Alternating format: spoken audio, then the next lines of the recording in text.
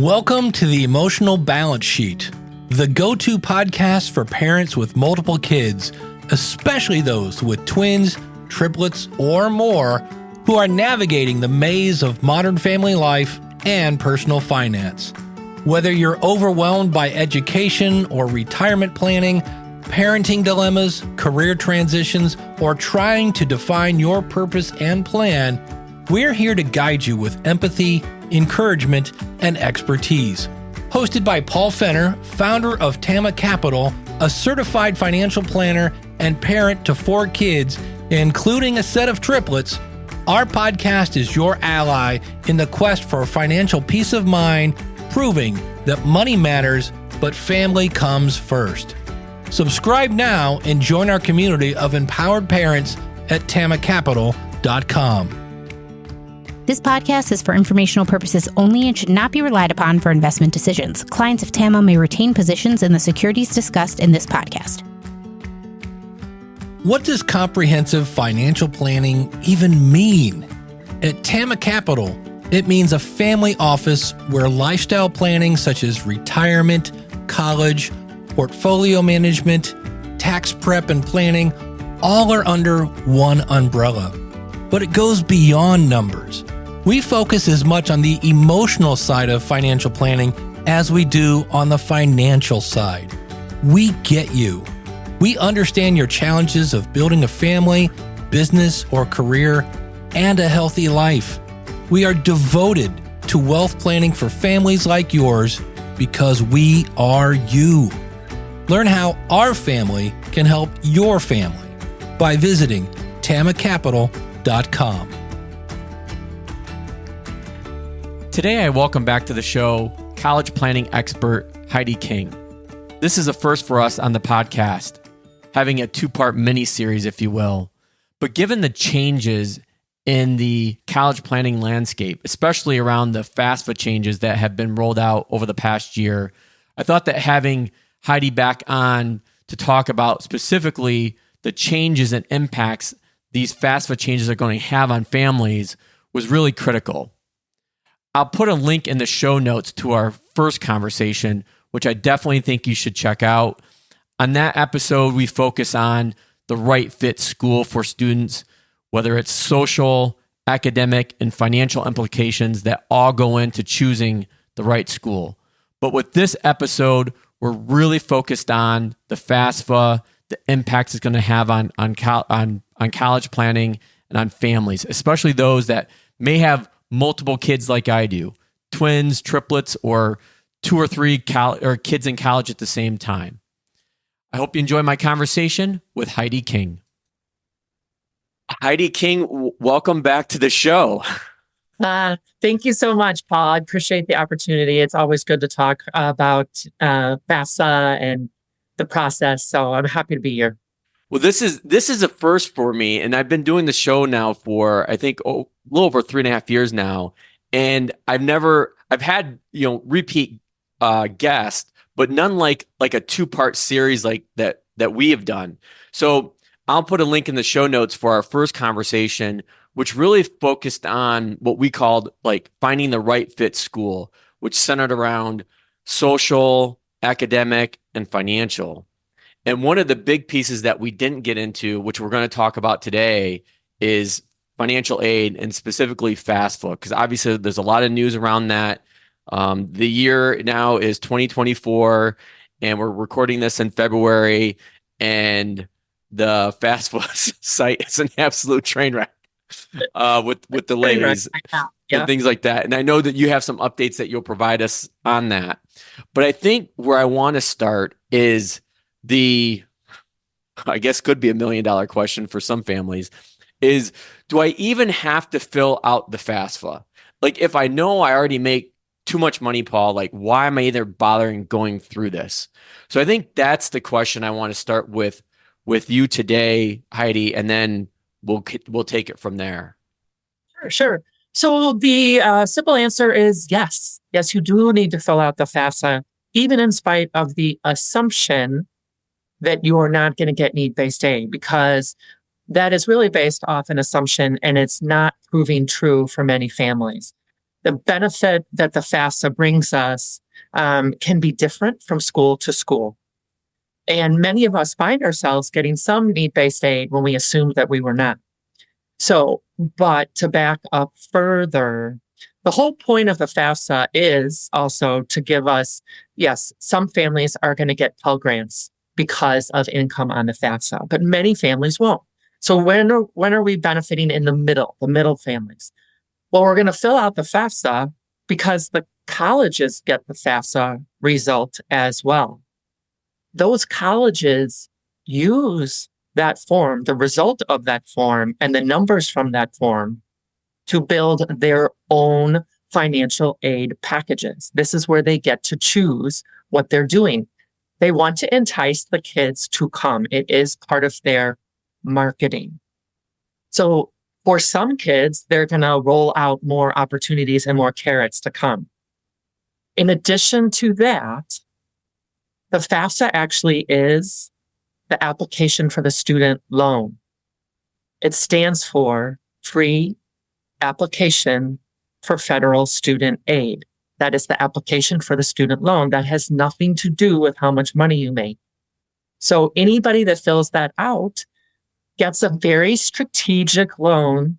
It is the only money that the kids can get without a parent co-signing. Some families love the ownership in paying for college. So those are the couple big reasons right away that I could say, fill it out. It just leaves you with options. Sometimes it's catastrophic because of a job loss or a death. You might need that loan. Otherwise, kids just love it. It's helpful sometimes to have the ownership. And then again, colleges use the form themselves. So does anybody really know the secret sauce? And obviously this is college by college on how they use the FAFSA.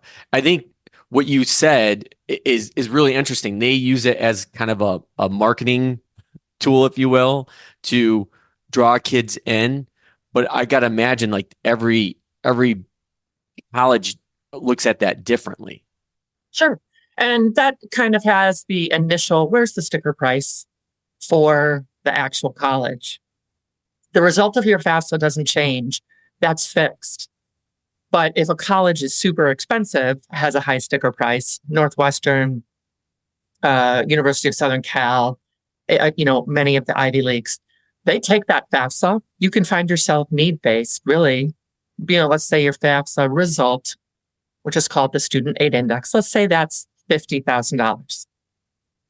You take that off of $90,000 at Northwestern, you're going to have $40,000 of potential need-based aid.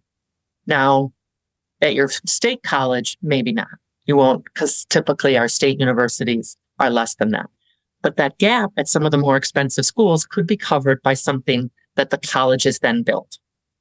And that's one of the reasons I think I also should have said this right off the bat, is like, I think we're going to squash a lot of stereotypes that parents have about specifically the financial side of college planning today, especially with some of the changes in the FAFSA form. But is that one of the reasons? That's actually one of the reasons, and I don't know if you agree with me, so I'll make the statement. I think that's one of the reasons why I push families to think about expensive schools, even though they don't think they may be able to afford it, because they could end up getting more aid for an expensive school than they do for a state school.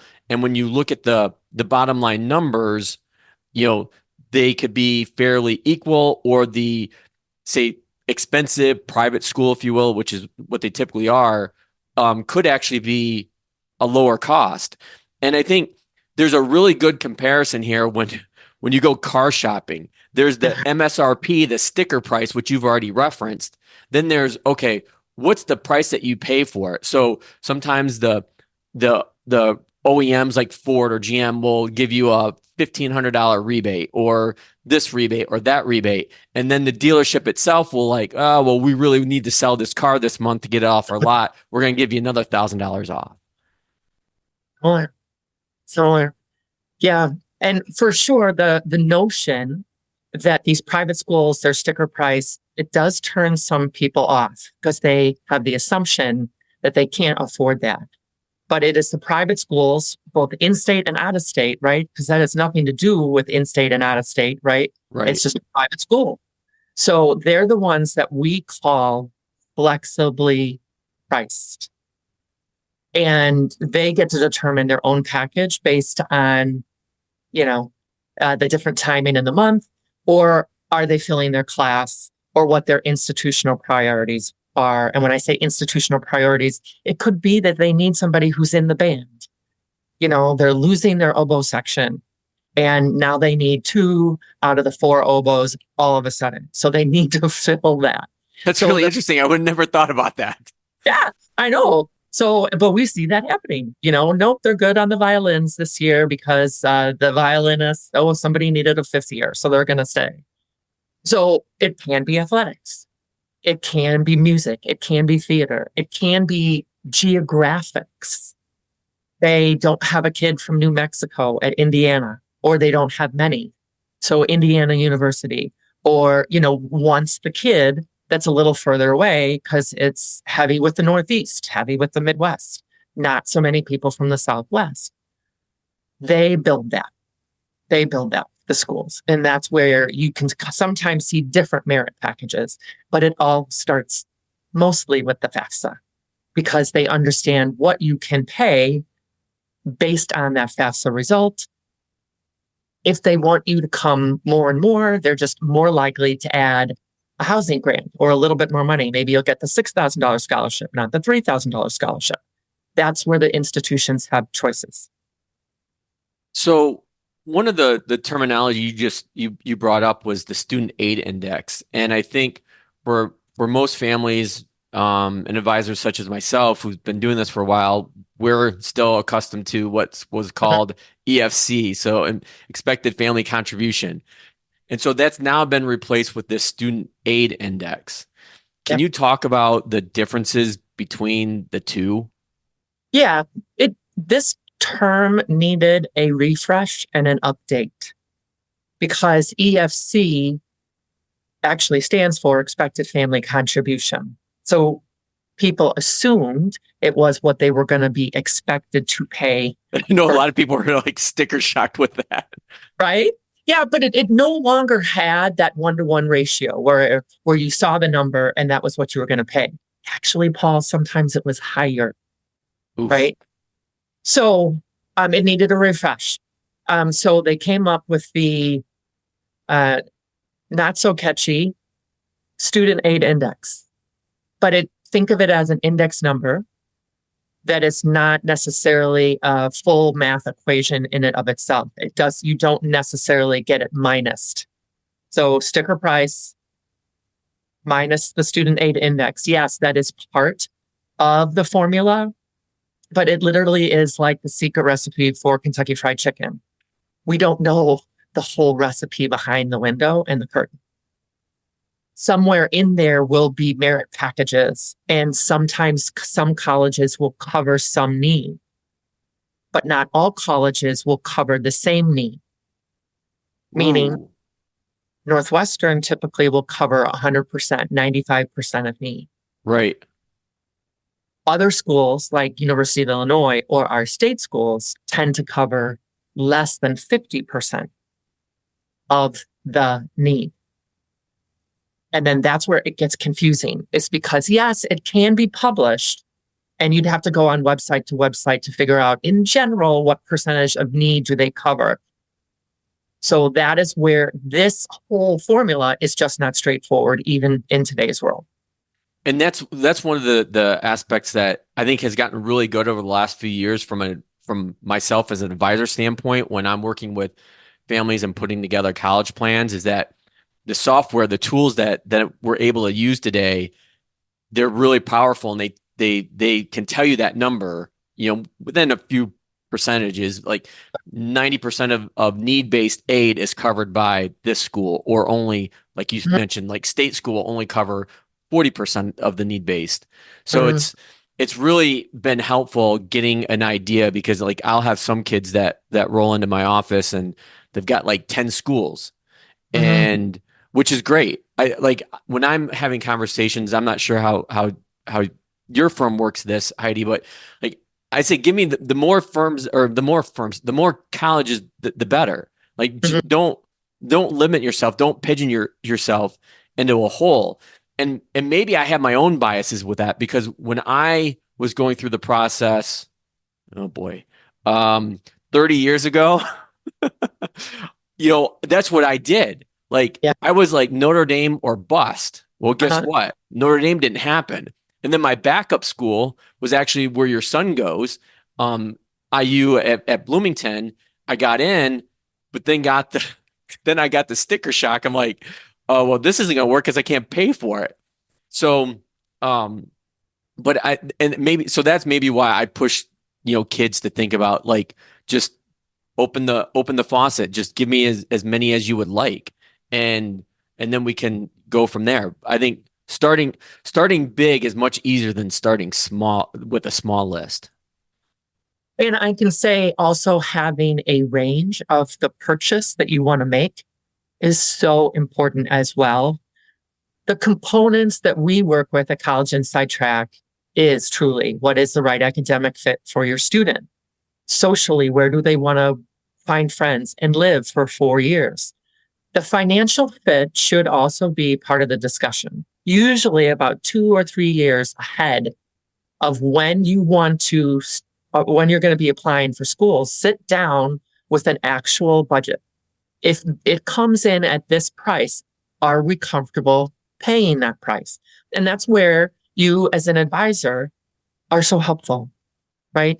You can make that plan for, hey, well, this is what this college typically will come in at for your grades. And of course, we've got a lot of data analytics that can help us in that, whether or not it's like a plus or minus 10% error, but are you comfortable paying for that, right? And then that would lead you or us to adjust the list based on, whoa, that is not going to be within your budget, that kind of a school. So let's get different schools on that budget because we can forecast that. So I think we've already squashed one of the stereotypes out there about just filling out the financial aid form. Do it. Parents, if you're listening to this, fill out the form. Yeah, well, and you know what? One more thing that I want to add to that. Yeah. Some people will fill out the FAFSA because they are full pay. And they want the college to know that they don't need the need. Because some colleges, at the end of the day, if they've got 10 kids and they've already run through, or they have very little money to give left, but they still have, spots in their class, they will take a full pay kid. And they'll see that in the FAFSA because those FAFSA result numbers are super high. So believe it or not, FAFSA comes in because it can be strategic to get more money. And it also can be strategic because we don't need the need. We can go to the school and be a full pay. Wow, that's interesting. I never thought about the other side of that. That's really interesting. So another point. Yeah. Parents fill out the form. Yeah. The next area I want to go in and hammer is when they look at the student aid index, because I get this question a lot, is well, wait a minute. If I start saving in a 529 plan, that's not going to help me get any aid down the road. Can we put that? Can you talk about that one so we can help calm parents' nerves down? It's save in the 529 plan. It's worth it. It is so worth it because typically, well, first of all, we're doing these years in advance. So we're setting up ourselves for success over the course of several years, if not a decade and a half, right? Right. You're contributing, it's growing. We've seen the numbers. The market just shows us that actually is not up for debate. However, it does get factored into the FAFSA. If you are a parent that owns it, it comes in at a very small, just over 5%. Just over 5%. If you take what the gains have been statistically over potentially 15, 16, 18 years, you're making that up in spades. You just are. A $50,000 start a $30,000 start at birth, a $10,000 start at birth will accumulate and garner you more money at the end of the day to put towards college ever than the 5.64% that you will get when you have to submit it. And you're just talking about like in the returns on the 529 portfolio. Like we could go off on a tangent on the tax impacts of it as well, but I'll save that. But just parents know that if you're working with an advisor, they should know and really plan the tax impacts of contributing to 529, because some states will give you basically free money or a tax credit off your state income tax to contribute to a 529 plan. Every state's different. Every state is different. In the state of Illinois, if you do the max contribution, it's like over $900. Yeah. Gain free money just by doing this. So again, talk to your advisor. These are things, frankly, that I didn't know. I didn't know this early enough. I don't think I knew this until my kids were in high school. And I was like, bam, wow, like that's reason enough. Now, there are limitations. The advisors know the difference, and they can help you with the strategies. But at least have the conversation. Does this work for us? And how does this work for us? That's the biggie for parents. Grandparents owning the FAFSA, aunts and uncles owning the FAFSA. I'm sorry, not the FAFSA, the 529s. That doesn't even come into play anymore because it's a new FAFSA. It's a new FAFSA form. So the 529, if it's an owner outside the nuclear family, it's not even assessed. So and that's a big change because it was not like that. Yeah. Advisors had to work really hard. And what they would do is they would hold on to that, grandparent 529 money until the senior year. So there was a lot of mixed computations and work. Anymore, you know why it's not on there? Because the FAFSA was simplified. It went from 108 questions down to less than 40. That question has been removed. So the other question I get from parents often is, okay, well, if it's okay to contribute to the 529 plans and it's not going to ding us on financial aid, what does hurt us the most? I know the answer to this, so but I'd like you to explain, like, tell us, like, what are the negative impacts? Like, is it parents' income? Is it kids' income? Is it kids' assets? Yeah, so all of those play a role in the formula calculations, but bar none, the biggest marker and effect in the FAFSA is parents' income, household income, because sometimes it could be a step parent.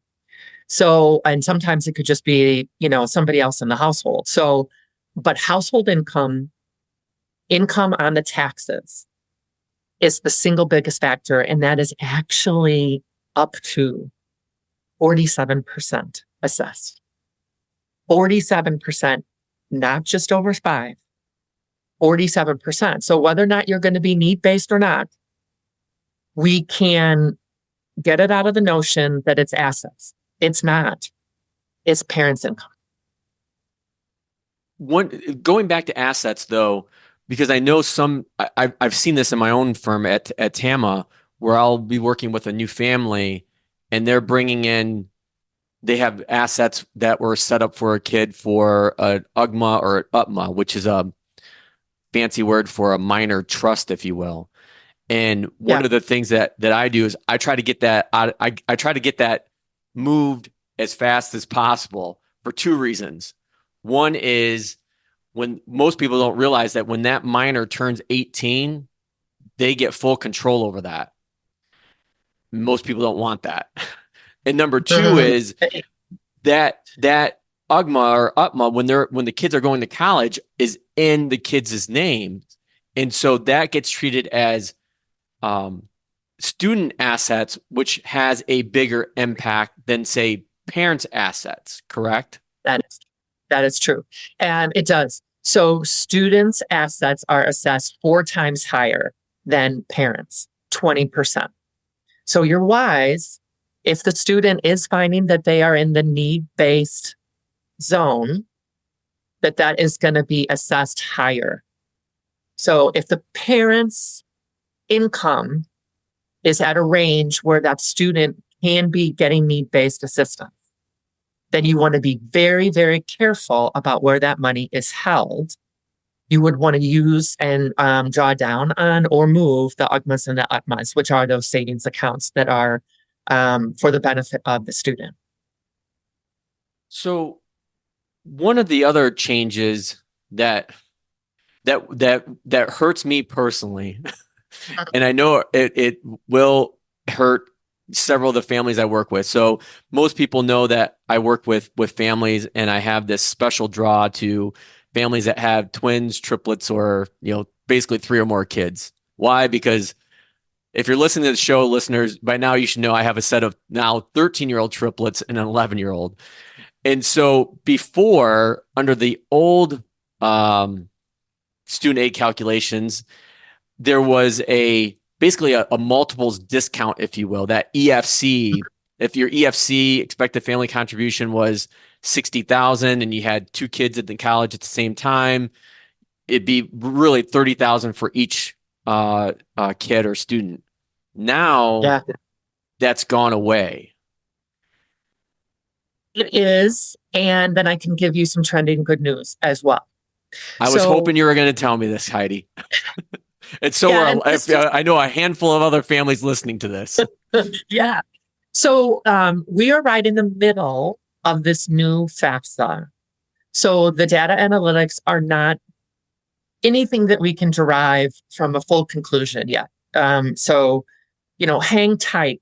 Keep the information coming, and we'll know more. But the genesis of this change is that within the FAFSA simplification, the bill was created to purposely stop the benefit of kids getting discounts just merely because of birth order or the way that a family had their planning. Sometimes you're not planning for multiples, right? Most people aren't. Of course, it's harder to afford and pay for college if you have them at the same time, let alone with triplets or, more. So we are frustrated for you because we see this play out with the families that we work with. It is definitely challenging. Many families, 70%, in fact, 70% of students have a sibling at college at the same time. Wow, I didn't realize it was that high. It is that high. So this is a benefit that has been snatched away from so many people, right? Super frustrating.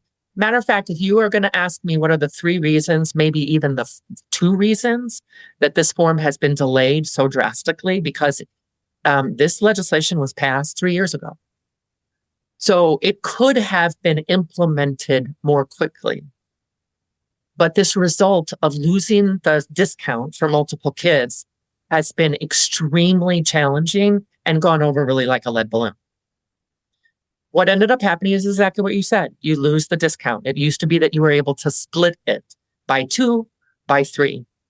We've lost the ability to do that. They have decoupled that information. Yes, you still report, I have 2 kids, I have 3 kids, but it's been decoupled out of the formula calculations. What we are hearing is that is from the federal level. The federal level won't continue to evaluate that for your Pell Grant. You got 1-to-1 ratio on that. They fill out the FAFSA, they get their own FAFSA. Child number 2 twin, child number 3 twin, they get their own student aid calculation. However, remember I said this FAFSA is sent to the colleges themselves. Right. The colleges have authority to build back in an institutional choice and give you a discount. What we don't know is what colleges are and what colleges may not be. And is it the same amount that you would have gotten on last year's FAFSA? So that is good news. It could be that some colleges say, hey, triplets? And I don't mean that they all need to go to that same college, I just mean that that institution, their financial aid, their admissions may give you a discount that we're not yet aware.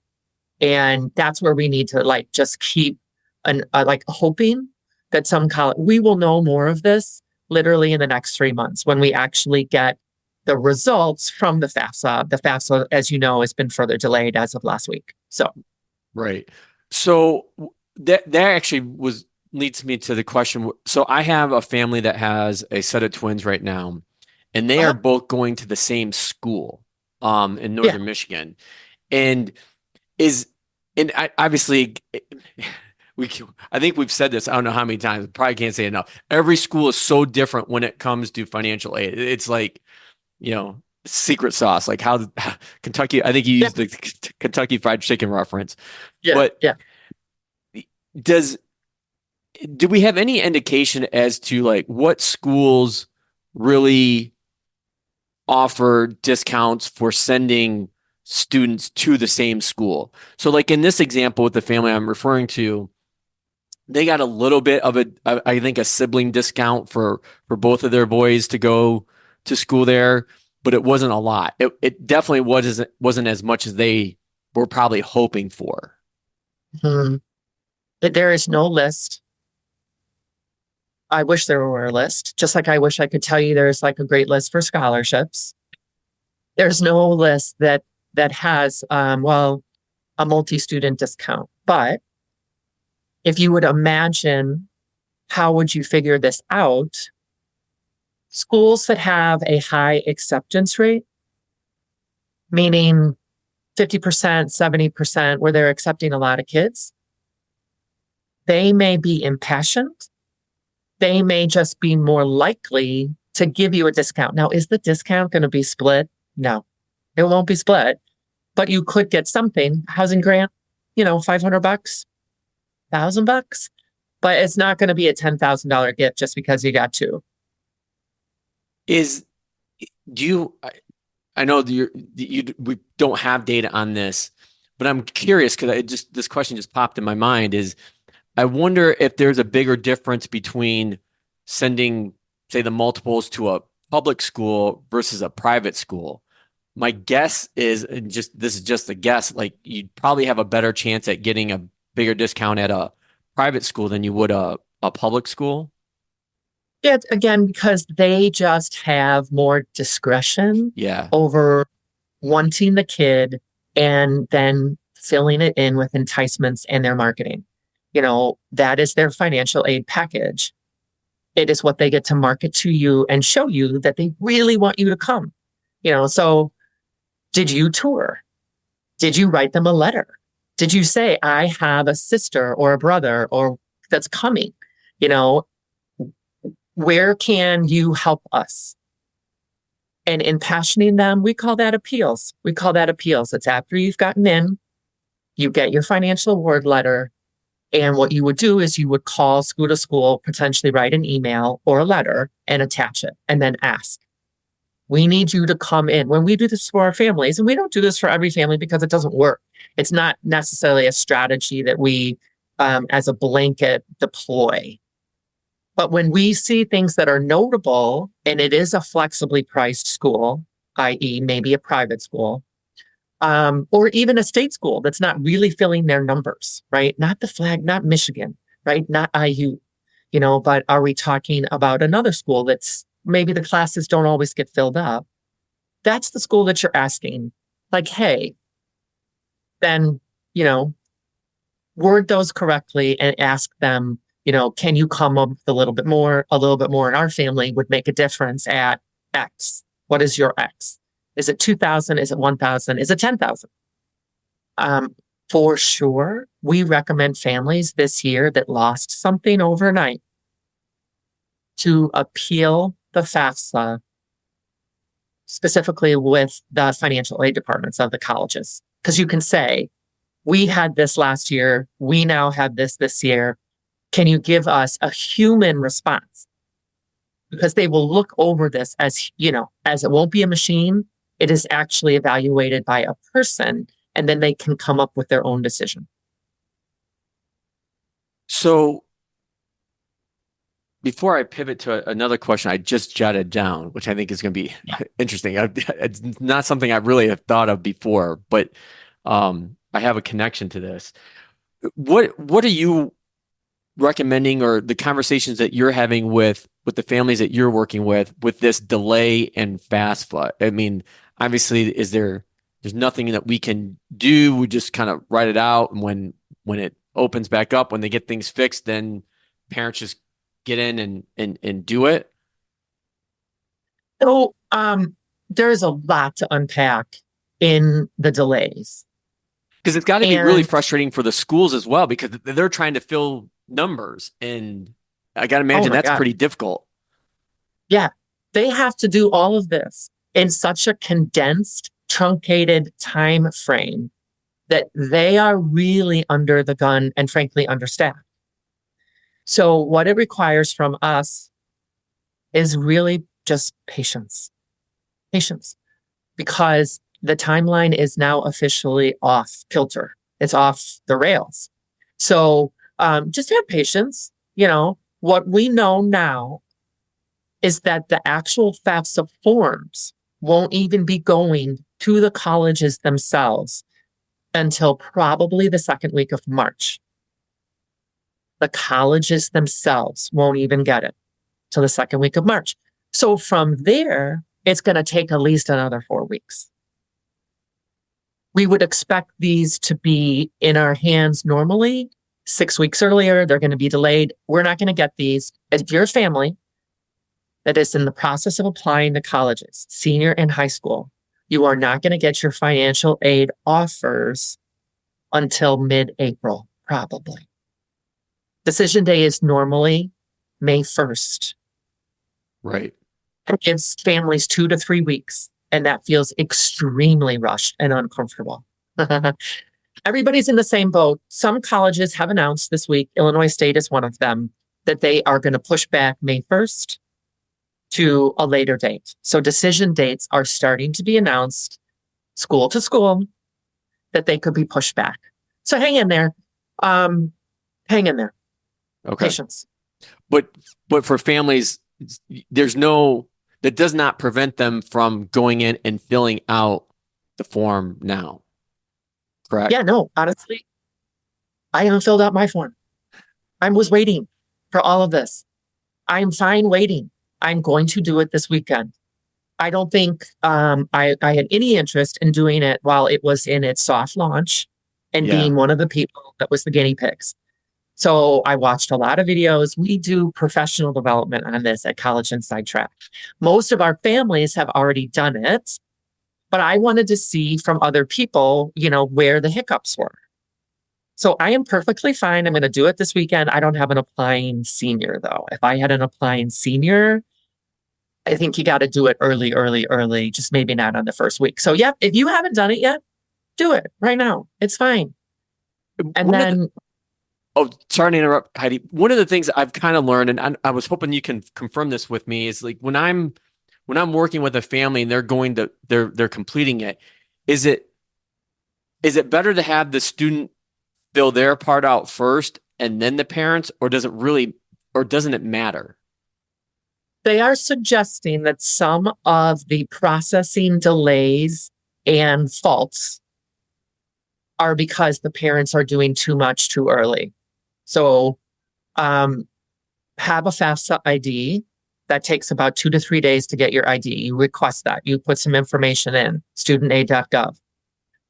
Then we're hearing that the best processes would be have the student go further into the form and then invite the parent and or contributor. They've renamed it a bunch of different things, but it's called the contributor. So the contributor are basically the guardian or parent that will be filling out the form. Some of those have to do with how you're filling out your taxes. Are you married, filing jointly? If you are married, filing jointly, this is the easiest way.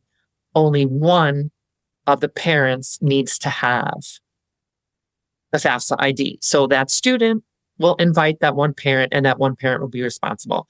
That seems to be getting fewer faults and fewer problems. Okay, good to know. especially for me going forward, because I know I've already had one family or two families have the parent fill it out first. I'm like, oh, probably should have waited. Yeah, they're gung ho. I get it. Sometimes they're getting faults and or processing delays. Please understand, we thought those would be fixed. Now they're not because they're recalculating the formula using the new income tables. We expect them to be able to go in and edit, or the processing delays will be further fixed by the first or second week of March. Okay. So the question I jotted down was really interesting. And it's only because I found out about it because I actually, with all my jumping around of colleges and where to go and whatnot, I actually finished my undergrad at Adrian College in Adrian, Michigan. It's liberal arts, where our athletic conference is the MIAA, been around for, God, 150 plus years probably or so. But I think my wife Teresa brought this up to me, but my sister-in-law went to Albion. And we were at a family event and it got brought up. I'm like, dude, did you hear like Albion's like going bankrupt or filed for bankruptcy? I'm like, what? I'm like, no way. I'm like, maybe Olivet and MIAA, which has kind of struggled financially. But so I did some digging and I found that out. Like, is that something that you guys talk to families about, the actual financial I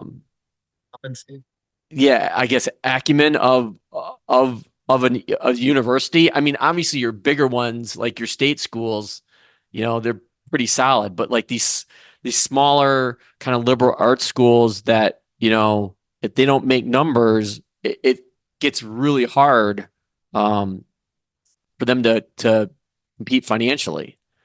Yeah. So there are warning signs that some small liberal arts colleges are having trouble filling their classes. And yes, so it usually doesn't happen overnight. So we usually see the warning signs within the industry, and then we would steer the family away from a school that was known to be having some financial problems. It's usually not an overnight thing. There's usually warning signs. Okay. But there was even a major school in Arizona, not a small school, that announced that they are having institutional financial issues as well. And now, do I think that they're going to close as a result of it? No. But I think that they may have a larger tuition increase than would be normally the case. Some colleges are even able to hold their tuitions in place and give you a lock for 4 years. Purdue does this. Drake does this. Neither of the colleges my kids go to do that.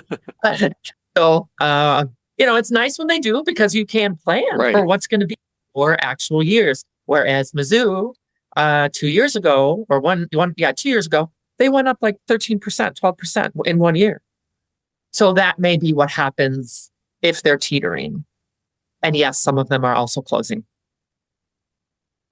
So going back to our first conversation a few weeks ago, and then this one today, Heidi, is there anything that we haven't covered that you think parents should know about? Like, did we miss anything? Because we've covered a lot. We've covered, how to figure out the right fit, going back to social, academic, financial. This conversation, we've really dug deep into the financial aid aspect of it. I think one thing that we talked about in our previous conversation, but I think it's worth bringing up is scholarships. I think there's still a lot of families out there that think that scholarships are going to be this panacea, if you will, and that their kids are going to their kids get great grades, that they're going to get all this scholarship and apply to all these private scholarships.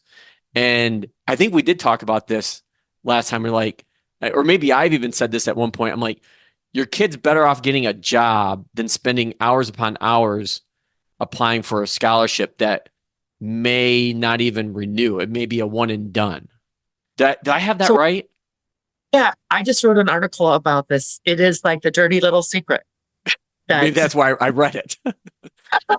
There is some colleges do not allow you to scholarship stack. Stack, So yes. so it's not renewable. Well, some colleges are renewable. Renewable is from the colleges, but they won't let you stack, meaning that you work so hard to get this outside scholarship, whether it be $500 or $2,000. But the way they have packaged your financial aid offer, they will reduce their offer based on the money that you won or your child won. And there is nothing that is more frustrating. Well, that is like the top 10 frustrating things. Like I was going to say, that's pretty frustrating. Right? And this happened to our family. The way it was packaged at IU, my son won a $2,000 scholarship. He wrote the essay. He filled out the application. It wasn't a 5-minute event. And then it got reduced from his scholarship because you have to report it. You have to report to the college, we won this. So you're going to receive this check from blah, blah, blah. It was my husband's employer, which was awesome. And then IU said, great. And now this is where the, nuts under the coconut are. You still owe the same amount of money. So that reporting of outside scholarships, is that a school by school decision, or does every school require that? School by school, and but I do think that most require it. Like they, all of those parts of the pieces of the puzzle are typically having to be reported. Although check with your school. Okay. Because everybody could have a different policy. So I guess it would depend. Okay. So going back to the question I asked that I ended up interjecting an answer on the scholarship part, is there anything from our previous conversations or an overall arching, college planning perspective that you would like, to kind of close with? Yeah. So I think that families that are embarking on this journey for the first time, it is super exciting. Right? It really, really is. It is the first time that your child gets to pick the school, usually for some other reason than it is down the street in your town, and that you chose to live there, right?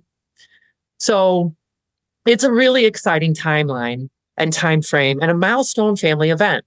It is, however, a lot more complicated than I knew going into it. I was super excited to do a tour, hit a football game, go to a basketball game. My kids were in a baseball team or a wrestler, and we would go to these college campuses because that's where an event was, or a summer tournament. And we would have a burger. We would go see a baseball game, a college game, right? Man, there are so many other parts and pieces to this. Getting organized early is so important. Having conversations with your financial advisor, talking about what's a 4-year plan. I think from a parent's perspective, that's super important. And then getting your student engaged. Not all students are ready to be engaged as sophomores. So sometimes you have to be patient with them. The biggest thing is do not wait until process at the beginning of your senior year in high school. Because you don't know it, but you're too late. You're too late. Everything will be smashed and you will be super, super stressed. So plan these different parts and pieces out at milestone moments. What are we going to do this summer before your junior year? What are we going to do your junior year? Can we visit? Can we tour? How do we consider test optional landscape? Many colleges used to be test optional because of the pandemic. Kids couldn't sit for a test. Test centers were closed. We are seeing a trend that some colleges are going back to test required or test preferred. Dartmouth this week, just announced they're going to go back to test required. Purdue went test required 2 years ago. They can't figure out how to accept an engineer with 40,000 people that are applying that all have 4 7s out of a 4.0. So they need the test, and some colleges and in some majors. So I would say that a little bit of organization and then can be so helpful along the way. So you may have answered that within this question, but typically my closing question is, what's the best thing about being a parent? And so you've already answered that. And so my alternative question was this.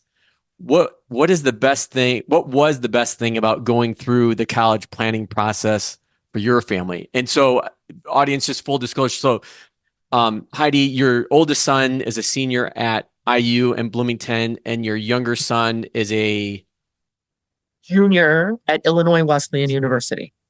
Yeah. So, well, the best part was just joining them on the journey, thinking about post-secondary. Oh, they worked all throughout high school, right, to be ready for this moment. So, being able to kind of help them with what they needed, help them review things that were going to be impactful, where they wanted to go to school, where they were going to find their friends, big school, small school, little school, urban school, sports vibe, or no. It was just, there were a lot of exciting, sometimes stressful moments that we got to go through as families. And what did I love? I really loved the tours. I loved going to the college campuses with them. I really did. That was really, really an awesome experience because I didn't do that. Yeah. I went to maybe the campuses, right? So many of us now want our children to be able to experience college outside of our state.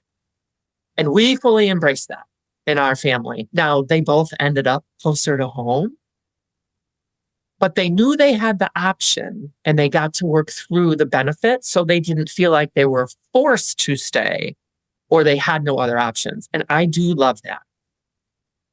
Do you recall, Heidi, like how many college visits you went on between both boys? Yeah. Oh my gosh.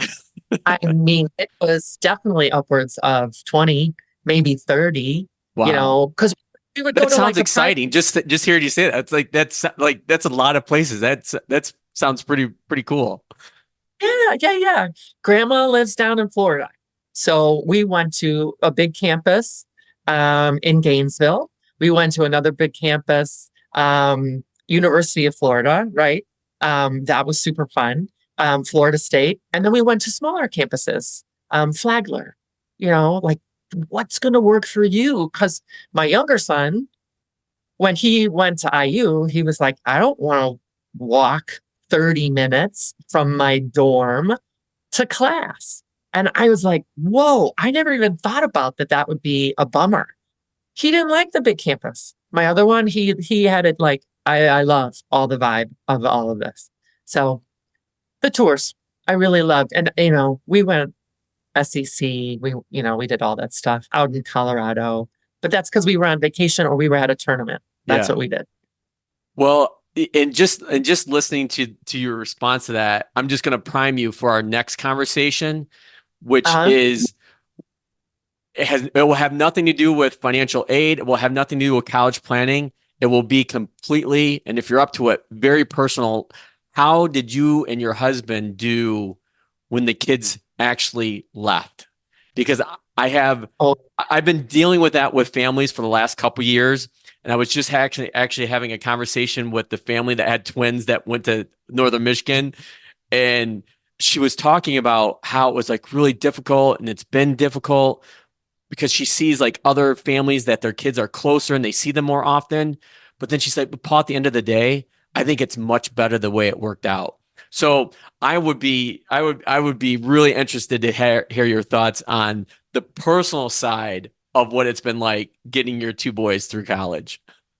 Yeah. Oh gosh. Yeah. Well, we could really discuss that for sure. Yeah. The launch and then the empty nest. Yes. It has some wonderful moments and then also some moments of, I see an empty bedroom when I wake up, and so happy to talk about that. Well, awesome. Well, Heidi, I can't thank you enough for the last couple of conversations, and I'm already excited about the next one we're going to have. But again, Heidi King, College Inside Track. We'll link to your LinkedIn profile and where people can find you. But you've been just a tremendous resource for myself and the families that listen to this, and can't thank you enough. Awesome. Paul, thank you so much for having me. And I look forward to that next conversation then. That sounds awesome. So what do we take away from this second conversation with Heidi? I think first and foremost, it doesn't matter what your income level is. Fill out the FAFSA form. Even with its delays right now, it still is a requirement that I think all parents' families should take. And specifically the reason why, it allows you access to the federal loans that are available for your student. As we talked about, it's the only loan that's in the student's name. So if you want your children to have skin in the college planning cost of their education, this is one way to do it. And usually those loans are at an interest rate that's lower than a Parent Plus loan or a private loan that you would typically get. The second thing I really want to emphasize is contribute to a 529 plan if you can, if it's part of your financial plan. The impact that your 529 has on your financial aid, as Heidi and I discussed, is a little over 5%. The biggest driver of need-based aid is parents' income. I would say the next biggest impact on aid is children's assets. And we talked about UGMAs and UPMAs and trust, but just know this. If your child has assets in their name, like $10,000 in a checking account or something like that, look at getting that moved out of their name. It could help if you're on the fringe of getting aid or not getting aid, could help put you in a better spot. Again, show notes are chock full of resources that we discussed, not only in this conversation, but our first conversation. That's all for this week. We'll see you next time. Thank you for listening to this episode of the Emotional Balance Sheet Podcast. Please visit tamacapital.com to subscribe to this podcast or to connect with certified financial planner and registered investment advisor Paul Fenner of Tama Capital. And please join us again next time on the Emotional Balance Sheet Podcast.